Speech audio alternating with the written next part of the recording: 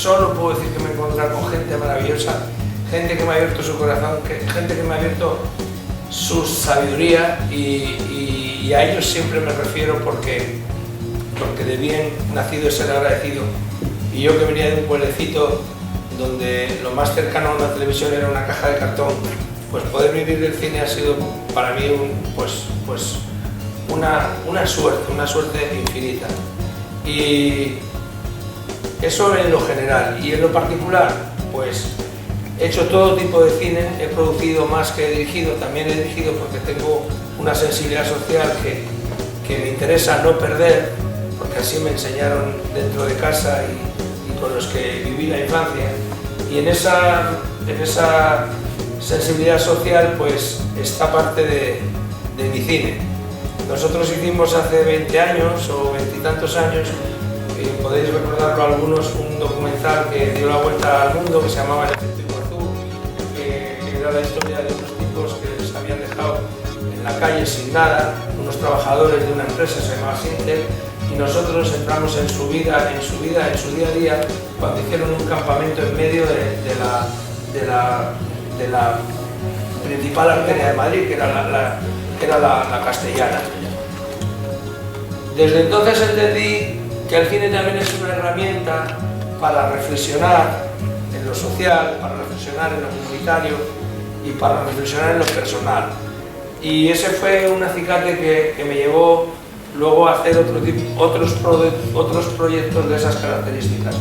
También dentro de mi ADN está el respeto manifiesto y la lucha para que el sector primario de nuestra sociedad sea respetado por los que estamos más lejos de él, por las ciudades. Y entonces hicimos un documental muy bonito que se le dediqué a mi padre personalmente, se llamaba Tudancos, supervivientes campesinos. Y después hemos hecho algunos más y uno de ellos es este. Este es un documental también de superación, de espíritu, de sensibilidad y de grupo. Nada de lo que hicimos se podría entender sin el grupo humano, ¿no? Las ganas de apoyar a alguien que quería hacer algo especial no para él, sino para un colectivo que lo tiene más difícil que la mayoría de nosotros. Siempre digo que es fundamental saberse poner en los zapatos de los otros y este tipo de cine es el cine que nos enseña a ponernos, aunque sea momentáneamente o un rato, en los zapatos de otro. La historia de Javier es una historia de superación, una historia admirable y de esa historia ha salido esta película y una amistad sincera con... Bueno, si me permitís brevemente hacer una semblanza de nuestro invitado y ya pasamos a tratar los temas de la peli. Bueno, Rodolfo Montero de Palacio es guionista, es productor, es director, aparte de otras funciones que ha realizado en el cine, y es cántabro. Es cántabro de un pueblecito muy pequeño, de una aldea de San Martín de Lines, en el sur de Cantabria. Una aldea en la que era muy feliz y que tuvo que abandonar a los 8 años porque cerró la escuela donde iban ellos por falta de niños. Se fue, estuvo estudiando fuera, internado. Él dice que el coger y cuando iba al internado y lo llevaba a la familia y esa tarde iban todos los hermanos y sus padres al cine antes de entrar en el internado y del cine no quería salir y así sigue. Sí. Entonces luego se fue a Santander, una de sus pasiones la poesía y la estuvo trabajando allí, y luego buscando el satisfacer su sueño de dedicarse al cine se fue a Madrid.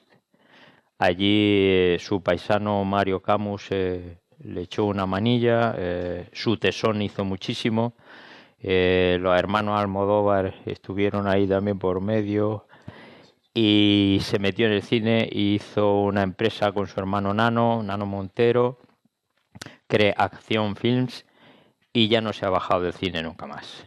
Ya no se ha bajado del tren. Ha trabajado como director en El Expreso, La cuna del aire, sobre los niños campesinos de un pequeño pueblo, los últimos niños de un pequeño pueblo, que con él ganó el premio Goya en la categoría de mejor cortometraje documental. Tudancos, que dedicó a su padre con mucha emoción, y dice que fue una vivencia muy bonita porque su padre aún vivía y le pudo dedicar ese documental, esa película. Lope enamorado, La sociedad de la soledad, que por lo que nos ha dicho debe ser impresionante, y Javier y la montaña, que acabamos de ver. Luego ha trabajado más como productor. Luego os comentará lo del tema de la producción, que dice que hay que tener más imaginación para ser productor que para dirigir o para realizar. Además de sus propios trabajos, ha producido películas para directores tan importantes como Vicente Aranda, Mario Camus, Alfonso Hungría o Kepa Sojo. Y consiguió, con El efecto Iguazú, que os ha comentado antes en la presentación de Pere Joan Ventura, el premio Goya 2003 a la mejor producción. Además de los Goya, de los 2 Goya que tiene, otros galardones que tiene son un premio José María Forqué, un premio Águila de Oro, el premio Turismo Rural de Cantabria y un premio de la Academia Francesa de Cine. Impresionante, ¿no? Para lo que... Bueno, ¿me oye? Sí. Gracias por tus palabras. No, qué va. A ver, uno es lo que es por lo que hace todos los días, ¿no? Y lo que sí, Ya. el premio no está sonando, Rodolfo, no sé lo que ocurre. Vamos a ver. Sí, ahora como siempre. Ahora sí. Sí. Estaba diciendo que el premio mayor que me ha dado mi vida en el cine es seguir teniendo la ilusión de un eterno aprendiz. Yo siempre digo, porque llevo ya más de 30 años en esto, que soy un aprendiz con experiencia, pero sigo siendo un aprendiz. Y creo que, y se lo cuento también cuando me llaman o me piden que dé alguna charla sobre gente que quiere entrar en este mundo, ¿no? Al final, el que te puedas sorprender cada día, o puedas aprender algo cada día, o puedas entender a alguien que no piensa como tú en este arte o en este oficio que es el nuestro, pues es maravilloso. Yo tengo esa suerte. Tengo la misma ilusión que cuando empecé, y si algo tengo claro es que creo que estamos en un sector que tenemos una responsabilidad. Y esa responsabilidad pasa por saber que lo que hacemos sirva para algo más que para entretener. Respeto a los que hacen entretenimiento puro y duro. Respeto menos a los formatos que van en contra de los valores fundamentales y que se ponen en prime time. Y si algún día me pidiera el genio de la lámpara que si pudiera hacer algo para que eso se revirtiera, yo diría que igual que hay empresas, que ha habido empresas a lo largo de la historia que las han puesto multas por echar a desperdicios o mierda a la atmósfera, mal hablado, pues yo pondría muchas pegas, incluso trataría de aniquilar ese tipo de productos audiovisuales que meten lo peor en el corazón humano y que se ve por millones. Y no voy a decir formatos, pero sabéis a lo que me refiero. Yo creo que como profesionales del audiovisual, que es un lenguaje universal, tenemos que tener algunas cosas claras. Y yo creo que las tengo. Algunas veces acierto más, otras menos, pero eso me ha llevado hasta aquí y eso me está dando la alegría de mi vida, que es saber que hay una parte de lo que hacemos que sirve para educar y para lo que decía antes, ponerse en los zapatos de otros y sentir que cada vida es infinitamente interesante y que en cualquier persona, por normal que la veas, puede haber, pues eso, un espíritu indomable o un líder, como es el caso de Javier. Yo quería preguntarte, el documental está codirigido por ti y por Mario de Benito. Sí. A la hora de codirigir un proyecto de estos, ¿qué problemas plantea el hecho de estar codirigido y qué ventajas te ofrece a ti como uno de los dos directores? Mira, no me las voy a dar de generoso, que no lo soy, o porque no lo soy a tiempo completo, pero sí que hay una cosa que cuando la amistad está por encima de la propuesta, sí. Yo con Mario de Benito llevamos trabajando juntos 30 años, o sea, y entonces nos entendemos con la mirada. Él es un hombre de acción, pero fundamentalmente en el cine lo que ha hecho ha sido la música de muchas películas. Sí. Esta es suya. Sí. Pero vamos, desde formatos como A las 11 en casa hasta esta de los Alcántara, ¿cómo se llamaba esta serie? Cuéntame, o como las películas de Urbizu, Vicente Aranda, o sea, pero aparte es un cineasta integral, porque es verdad que esto pasa, como también me ha pasado a mí, al final cuando tú vas conociendo el cine, pues esto es como lo de que al final te gusta todo. Y si estás con un amigo que le gusta la aventura, como fue el caso, pues es que no ha sido nada. De hecho, hemos repetido, estamos ahora montando una película que hemos hecho en el Atlas y la estamos también codirigiendo. Yo en ese sentido, no es por nada, pero es verdad que el tiempo te da un poco de eso mío solo y para mí.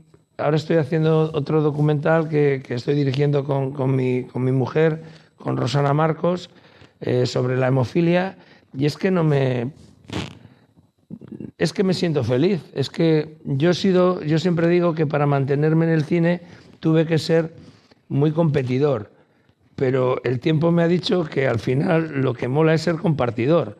Entonces, ese cambio, bueno, te lo da la experiencia y el saber que es verdad que compartes con la gente que lo merece y de verdad que en el cine uno solo no es nadie. Sí. Como en la montaña, uno solo no es nadie. O sea, un tío se puede poner delante de un libro y escribirlo, se puede poner delante de un lienzo y hacer una armoniosa... una armoniosa pintura, pero en el cine es un trabajo de equipo. Uh-huh. Mira, hay una cuestión que a mí me ha suscitado muchísima inquietud. En este documental, Javier Pagaza Urtundúa, el protagonista, se enfrenta a situaciones tan extremas que destapa mucho sus emociones y sus sentimientos, salen mucho a la luz. Vosotros como realizadores grabáis todo. ¿Cómo gestionasteis hasta dónde mostrar esos sentimientos o esas emociones que él mostraba espontáneamente? ¿Os planteasteis hasta dónde? ¿Lo hablasteis con él? No, simplemente se dio y luego efectivamente en general en los documentales, como al final el personaje es una persona real, claro. Pues la norma ética te dice que antes que hagas un corte final, que se lo pases a las personas que actúan. ¿No? En ese sentido, Javi vio el documental con nosotros, bueno, estuvo en el proceso de montaje y siempre se sintió no solamente muy acompañado en la montaña, sino después. Porque para mí era importante hacer el documental, ¿no? Pero más importante era saber que en cierta medida mis compañeros y yo éramos responsables de alguien que podía tener unas ciertas dificultades para llevarlo a cabo. Y yo fui de los que, por ejemplo, un día que lo pasó muy mal, que llegamos de noche, muy mal, yo dije, tú ya lo tienes hecho, o sea, para esto esto es un retazo. Y incluso él pensó en que podía abandonar, se cuenta. Y al final, bueno, luego descansó, se vino arriba, se sintió bien y al día siguiente siguió. Pero bueno, al final, efectivamente, nada extraordinario más allá de lo que es respetar a la persona que... Yo sabía que llegara o no llegara, la película estaba, porque él es un personajazo, él es un líder natural, ¿no? Sí. Y otra cuestión un poco técnica. Vosotros como realizadores, dentro de la infinidad de horas que grabáis antes de empezar el montaje, vosotros establecéis, tanto Mario de Benito como tú, establecéis algún criterio previo para determinar las que se montan o las que quedan fuera del montaje. No, porque mira, no las veis. si fuera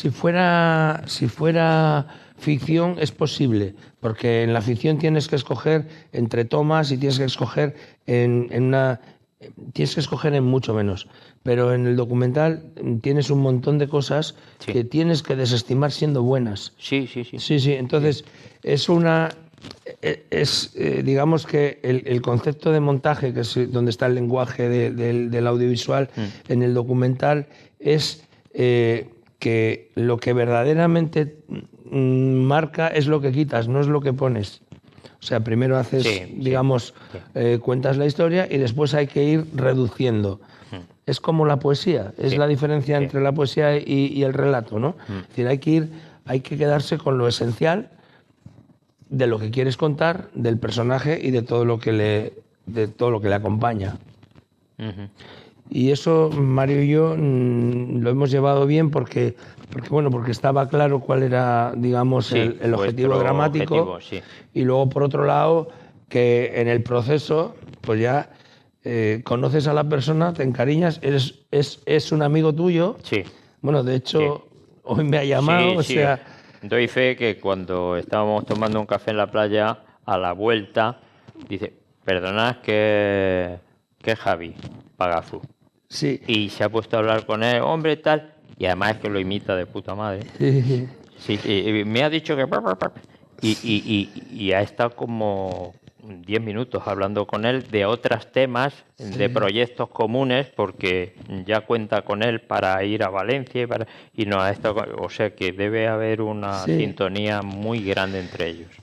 Y bueno, y por enlazar con lo que cuentas, y es verdad, y lo digo de verdad, porque al final todos tenemos de todo, pero el premio más grande de este documental es haber conocido a Javi, que ya es un amigo, ¿sabes? O sea, no hay premio que puedas colocar en una estantería que sea mejor que ese. Y que encima en ese camino te haya enseñado cosas que, bueno, que tú tenías, igual las tenías, pero las tenías un poquito distanciadas de tu día a día. Sí. Y otra cuestión que a mí me pareció fundamental en el trabajo vuestro, dado el tipo de documental, el tempo que impone la temática de un paso por de diferentes etapas que no varía tanto, independientemente de la dificultad que ofrece, ¿de qué recursos habéis echado mano para imprimirle el ritmo que vosotros queríais al largometraje? Bueno, los recursos... Eso es sí, los recursos, ¿eh? por ejemplo, nosotros también nos compenetramos muy bien porque como Mario tiene el recurso de la música, que es muy La música es importante. fundamental. La música, además, Mario es un maestro y entonces lo que no tiene ritmo en montaje tiene ritmo por la música, ¿no? Entonces eso es tener mucha suerte. Y luego también puede ser que nosotros hemos hecho un formato más corto para algunas presentaciones en institutos y tal, que se puede reducir también a 50 minutos, porque bueno, pero en el fondo también queremos hacer entender que la gente que ve este tipo de productos tiene que tener la capacidad de saber estar, porque me pasa con mis hijos, de repente en 10 minutos ya les parece eterno. Claro, pues están acostumbrados a los TikTok estos y todo este rollo que en 1 minuto y medio ya te lo tienen ventilado. Y os puedo contar una anécdota. Hace poco con mi hija, 14 años, en plena adolescencia, la dije, vas a ver conmigo una película, un fin de semana que estaba con ella. Y era una película que se llama Un lugar en... Una historia del Bronx, que es una película muy también de aprendizaje, es una historia de gángster, de un niño y tal. Los 10 primeros minutos es que la tenía que atar cada minuto. Pero ya el minuto 14 ya se quedó, ya se fue quedando y al final ahora cada fin de semana se la tragan sus amigos con ella. O sea, que ha repetido. Yo creo que forma parte también de educar en que esa inmediatez de la que todo el mundo nos exige en esta sociedad, que a veces es una puesta en escena que no es necesaria, que da tiempo a todo. Eso se aprende muy bien eso en la naturaleza, en el ritmo de las estaciones, sí, en el crecimiento de la vegetación, esas cosas que yo aprendí en la granja del abuelo. Bueno, yo le he hecho las preguntas fáciles, empezar vosotros. Bueno, fáciles, cuidado, profesor, no tan fáciles. ¿Queréis preguntar? No había cobertura en casi ningún momento. Lo que pasa es que yo tenía el contacto con su madre y en algunos momentos pudimos mandar un correo o se grababa algo y lo mandábamos vía Katmandú.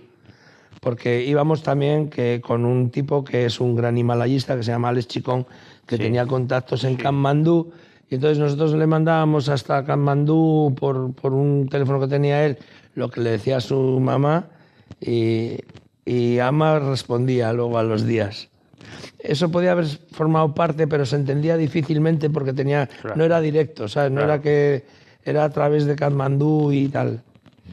Pero sí, la madre no quedó tranquila hasta que no le vio volver. Pero lo vio en la casa. Pero puedo decir una cosa para que cómo es la vida, ¿no?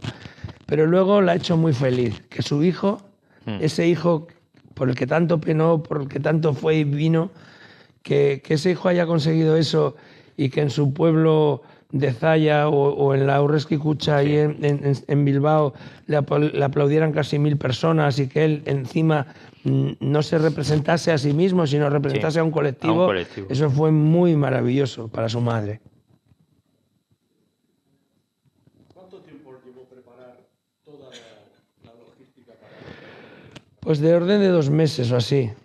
Porque él también tuvo que hacer yo, no sé, lo contaba creo esta tarde, me llamaron de, oye, vas a conocer a Javier y tal.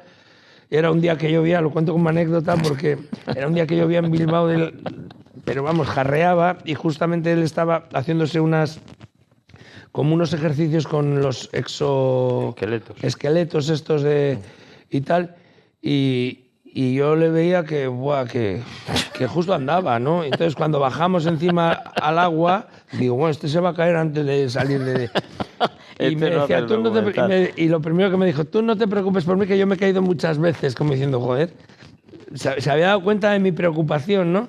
Y entonces yo llamé a mi amigo, coproductor y gran amigo, y le dije con mucha sutileza, Javi, por la rañaga, ¿no?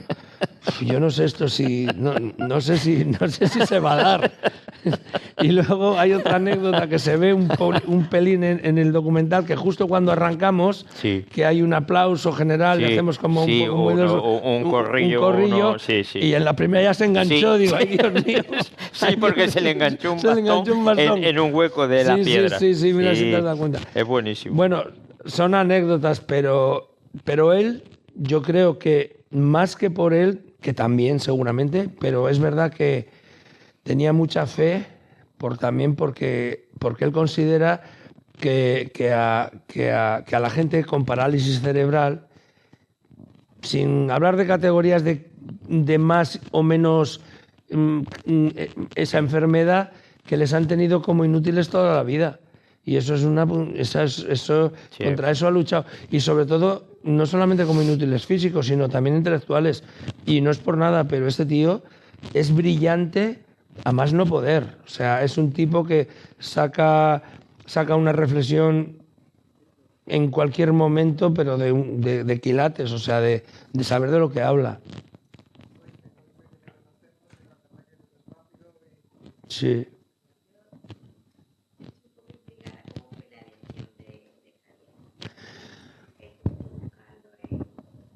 No, Javier hace, creo que lo cuenta de alguna manera.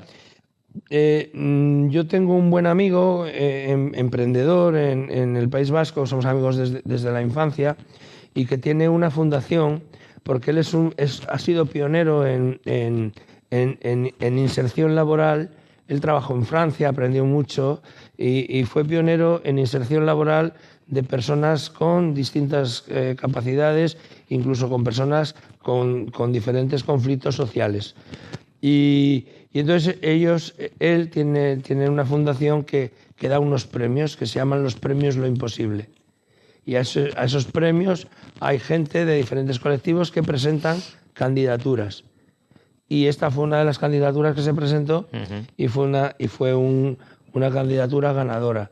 Y entonces, por haber sido ganador de ese premio, tiene derecho, o sea, si él quiere, a hacer un reto en las condiciones que él considere. Y el reto fue subir al Himalaya. Pero el reto se lo propuso Javier Chicón. Que lo pilló Sí, es correcto. El reto fue... era una cosa y que él accedió. Era una cosa que no estaba preparada, pero que se dio. Que Javier Chicón es alpinista profesional. Sí, muy profesional. O sea, que Ha hecho debió varios de tener 8000, un ojo sí. a la hora de ver que ese hombre podía llegar hasta ahí, porque si no dices... ¿no? Sí, y luego hay otra cosa que también es gracioso, porque efectivamente físicamente él tiene dificultades, pero sin embargo mentalmente y lo que tiene que ver con la altura, él nunca tuvo problemas de altura. Y una vez que pasas de los 4.000 metros... sí, había gente que los tenía. Sí, y 2 que tuvieron que desistir.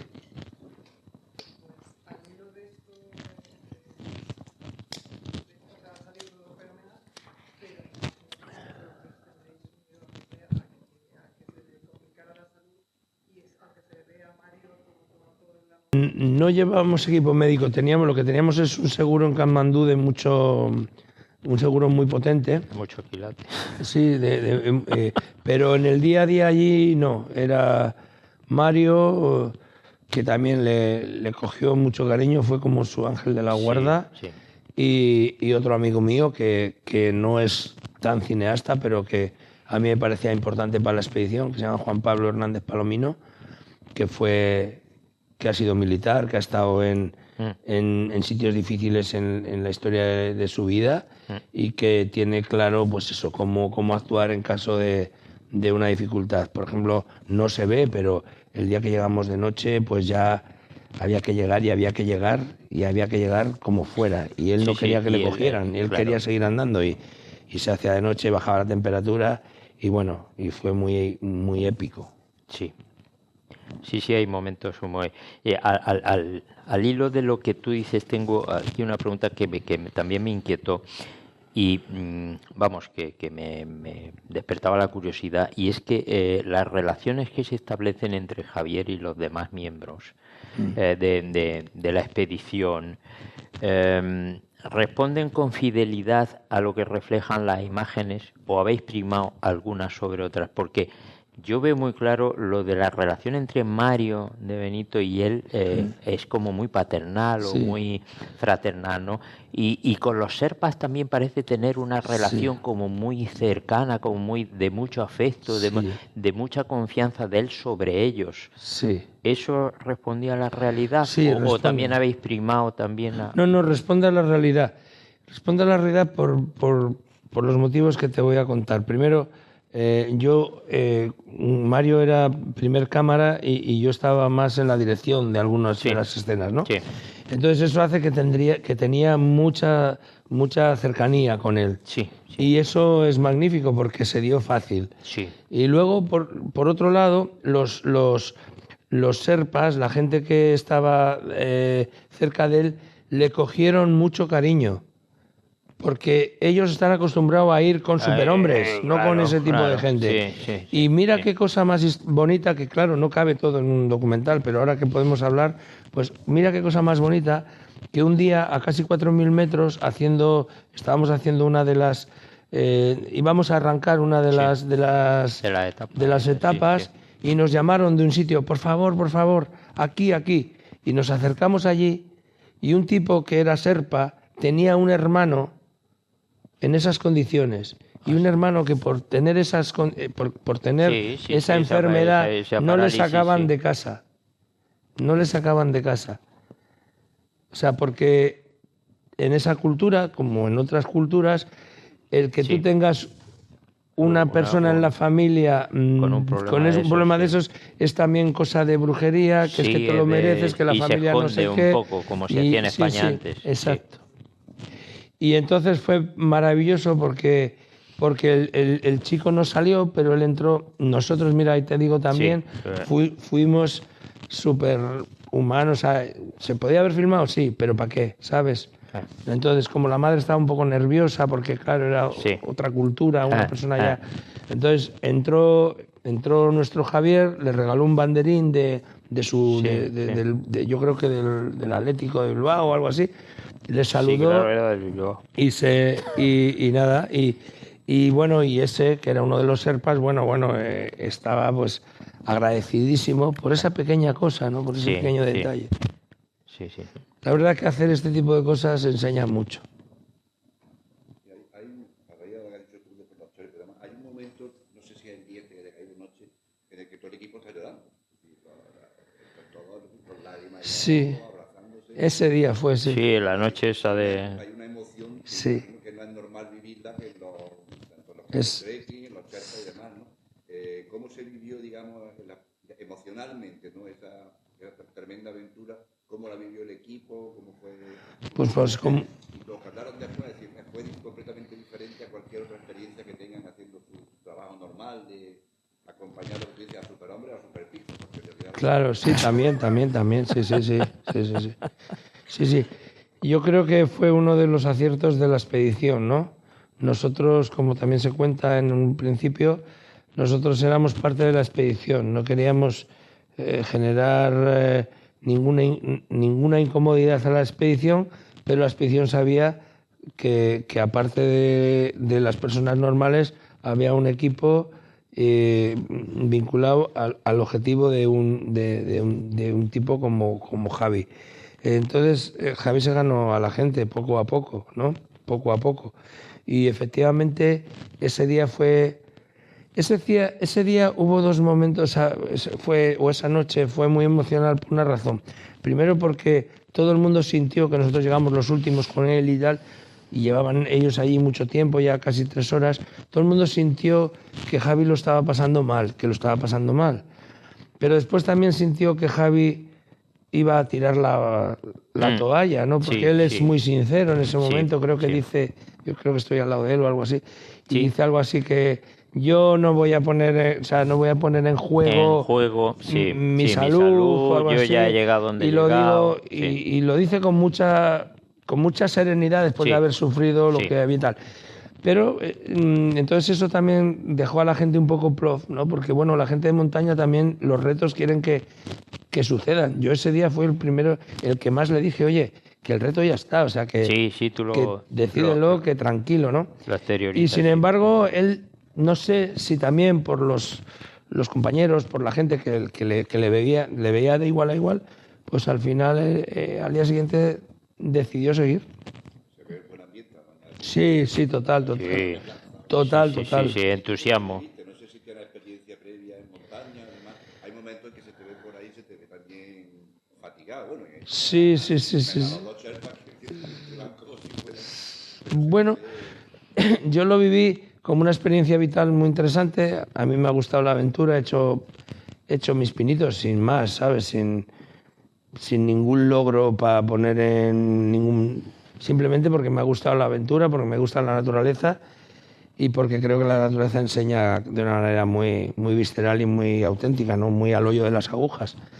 Entonces yo lo viví como una suerte, como casi todas las cosas que vivo en la vida, como que eso es que te toca una lotería y que te invitan a disfrutar de ella.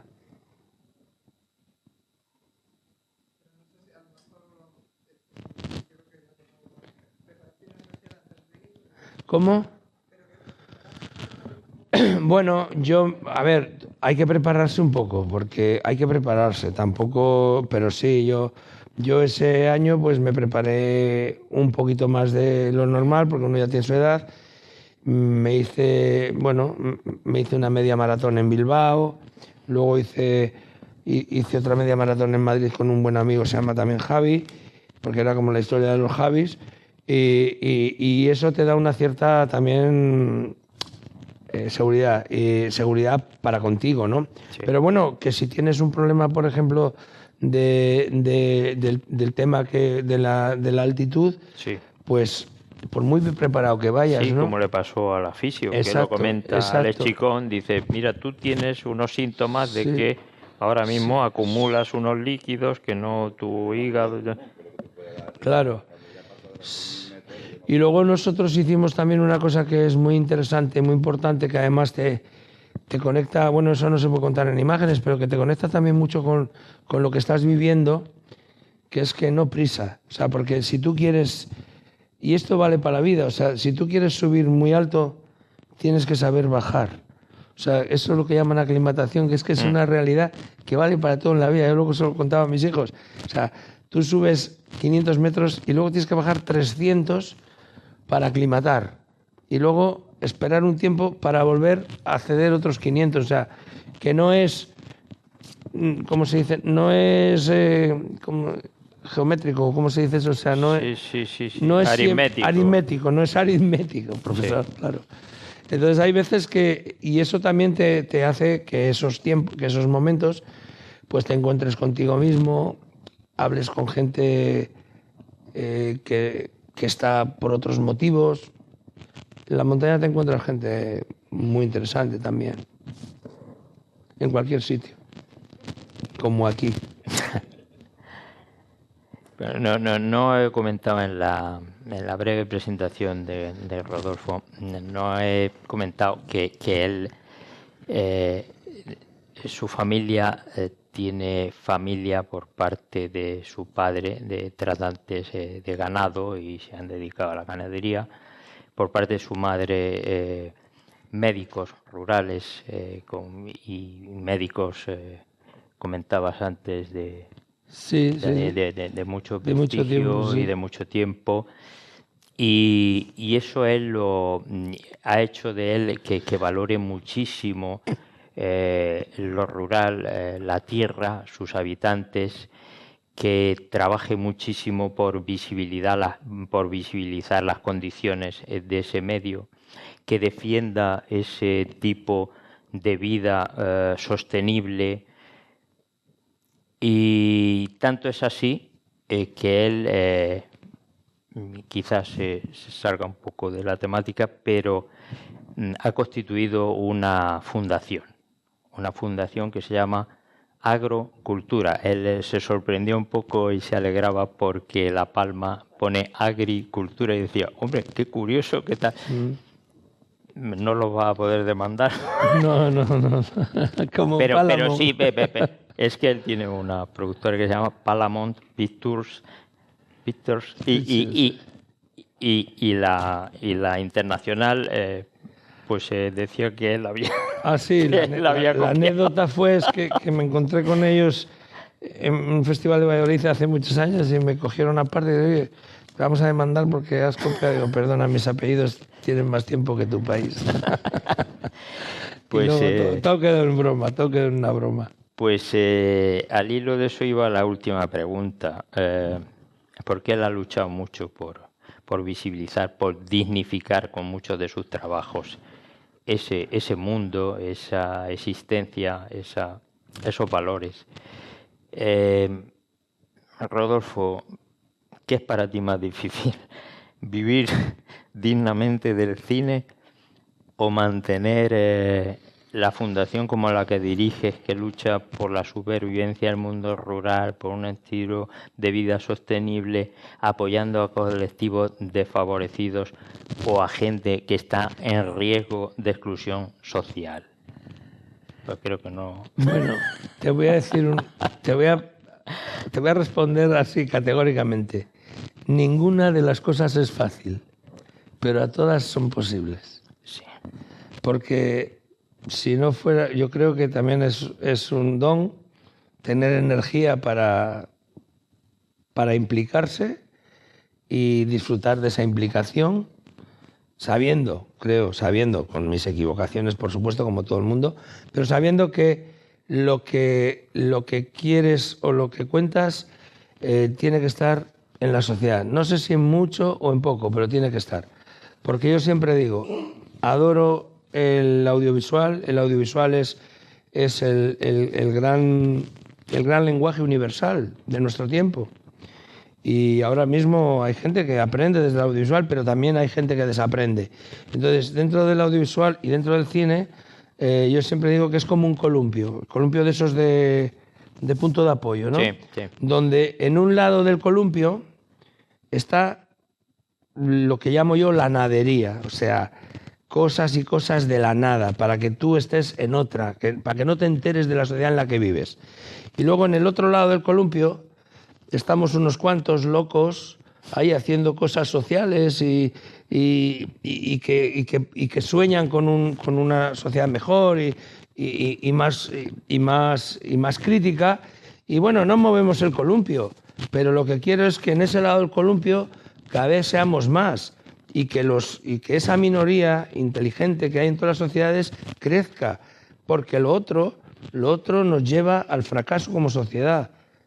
Y parece una tontería, pero eso es una responsabilidad que yo entiendo como mía, porque así me la enseñó mi maestro Mario Camus. Él siempre decía, Montero, tenemos una responsabilidad. No vamos a decir que una responsabilidad como el cirujano que opera a corazón abierto, pero nosotros tenemos la responsabilidad de nuestra sociedad con lo que les contamos. Y si hacéis un análisis un poco más allá, y con esto acabo, perdonad que ahora doy la chapa, que es que si tú quieres ver algo como lo que hemos visto hoy, pues lo tienes que buscar. Tienes que dar con ello, en ese universo del totum revolutum que es tal. Y encima, algunas veces cuando das con ello, lo has buscado y tal, encima lo tienes que pagar. Y la basura te la dan en prime time y gratis. Y tú no te estás enterando. Entonces, de verdad, yo, desde mi posición de cineasta, solo me represento a mí mismo, pero sí que soy parte de una sociedad que muchas veces está adormilada. Rodolfo Montero de Palacio. Muchas gracias. Muchísimas gracias. Muchísimas gracias por estar aquí, por dar visibilidad a tantos aspectos importantes, por tu compromiso, por querer cambiar y hacer mejor el mundo. Y quedamos a la espera de que produzca otra cosa, que dirijas, que lo que quieras hacer. Esta es tu casa. Pues nada, muchas gracias a todos vosotros, muchas gracias a la asociación, fundamentalmente muchas gracias también a mi amiga del alma Raquel, a su marido paisano de este pueblo, Pepe, con los que mantengo una relación formidable de amistad de corazón desde la infancia, ¿no? Y eso, el norte y el sur de este hermoso país pues están mucho más cerca justamente por los vínculos que nos unen y no los que nos separan. Gracias. Muchas gracias.